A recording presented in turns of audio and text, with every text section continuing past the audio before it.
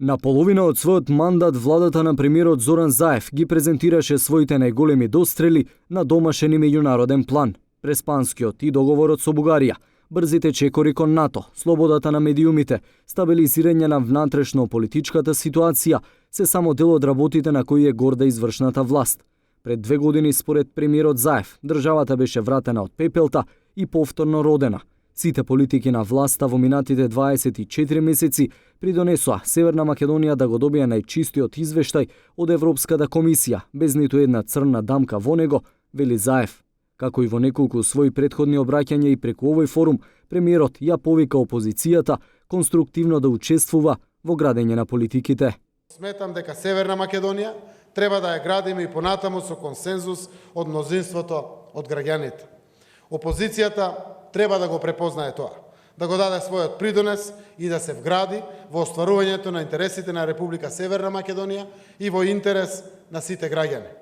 На форумот се обратија и замениците на премиерот. Првата жена на одбраната Радмила Шекеринска вели дека пред 2 години политичарите и граѓаните не можеа да го изговорат членството во НАТО. За споредба, денеска и утре во Скопје ќе заседава Северноатлантскиот совет, предводен од генералниот секретар на НАТО Јенс Столтенберг. Во Скопје ќе пристигне комплетниот воено-политички врв на НАТО, предведен од генералниот секретар на Алијансата.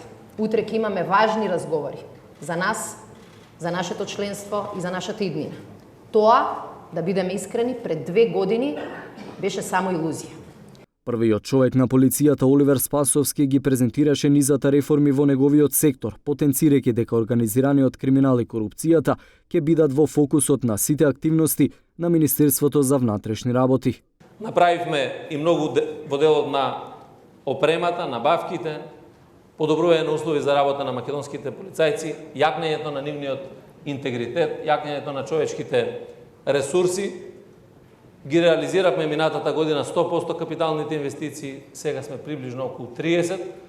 Сето тоа укажува дека сме силно посветени преку јакнење на овие капацитети да го јакнеме и Министерството и да ја штитиме безбедноста на граѓаните. Според вице-премиерот за европски прашања Буер Османи, Северна Македонија е светол пример за регионот и Европа во поглед како за многу краток временски период се решаваат неколку деценијски спорови со соседите.